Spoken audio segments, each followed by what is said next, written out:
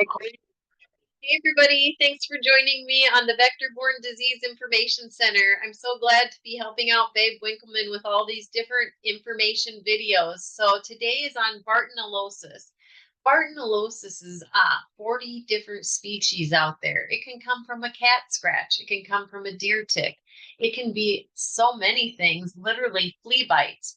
And so what we have is we have a vector-borne disease tab right across, I'm going to say 6 or 7 over from the top, where you can look at all of these things listed in order as far as symptoms for this. And that way you'll have the latest information in writing. And then also, I'm going to go ahead and read some of this right now, the different symptoms that happen from Bartonella, and then share my own story to see if that can help you in some way. So Bartonella can really wreak havoc on the central nervous system.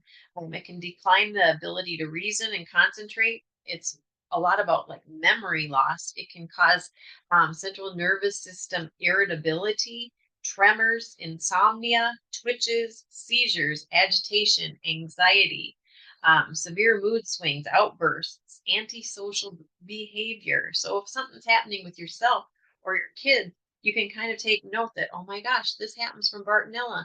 And sometimes you can get that from a flea bite. That is absolutely so heartbreaking, really.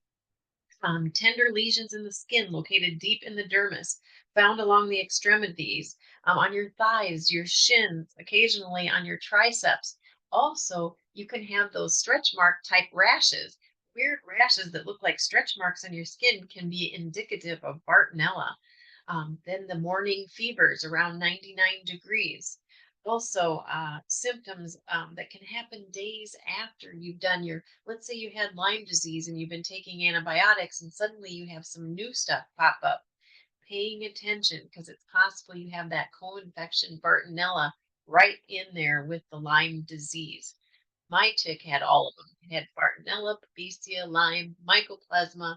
I mean, it was endless. And then was dealing with Epstein-Barr underneath all that.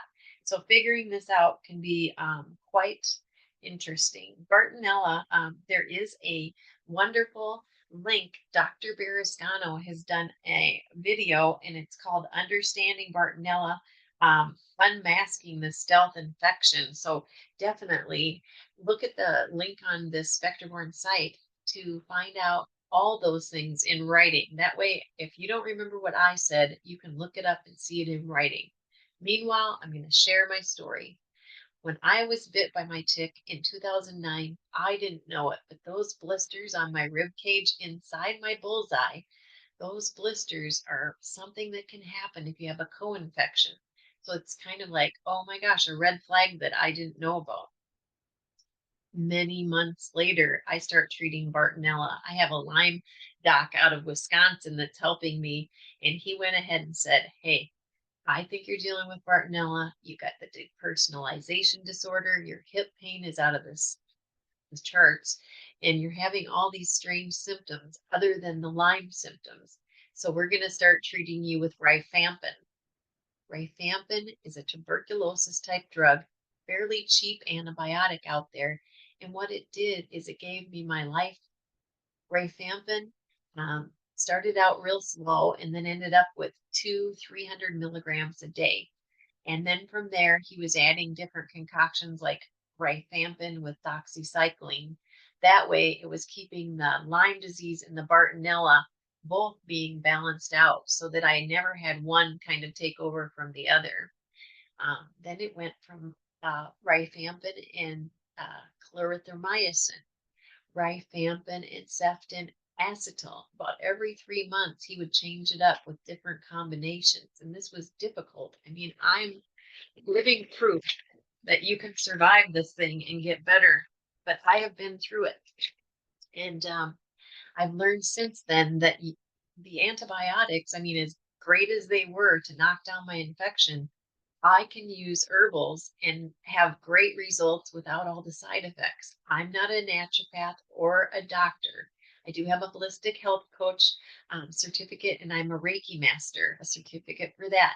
But I wanted to say that the herbals helped me in so many ways and didn't attack my good gut flora like the antibiotics. So I was taking Japanese knotweed um, for Bartonella. In Japanese knotweed, I would take the powder and take an eighth of a teaspoon in a quarter cup of water. And do you know, from that, I was able to go ahead and keep that under control.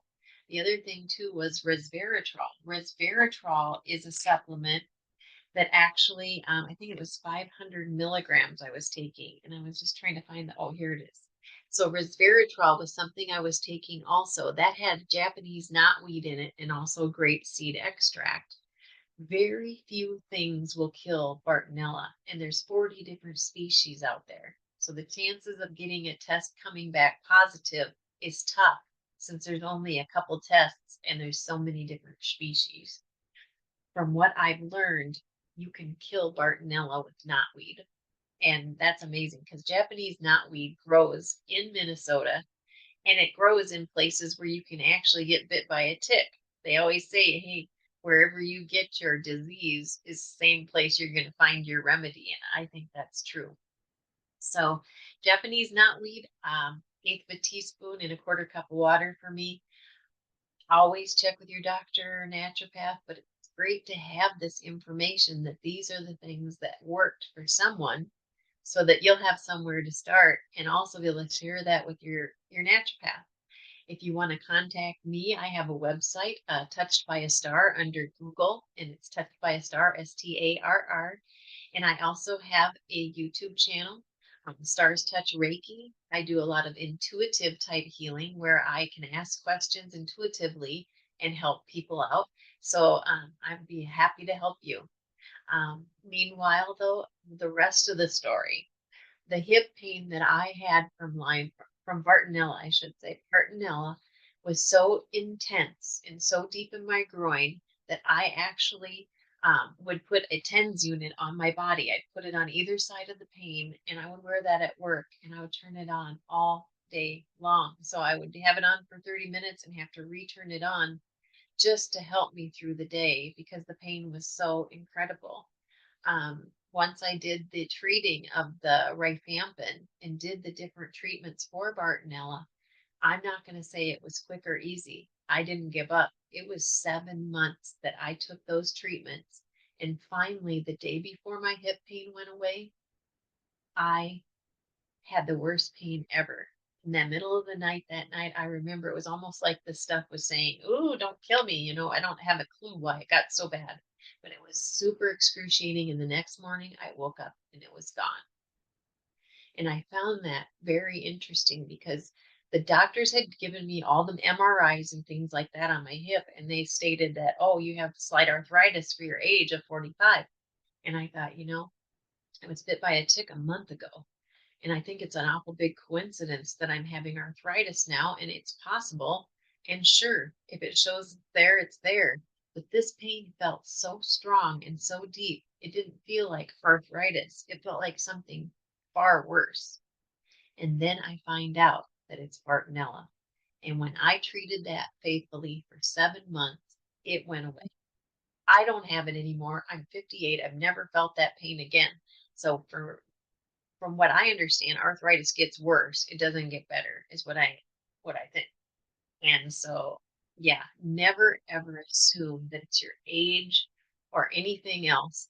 Always pay attention to what's happening to you and ask a lot of questions and keep researching because I rollerblade. I do everything now. And I couldn't have done anything at that time.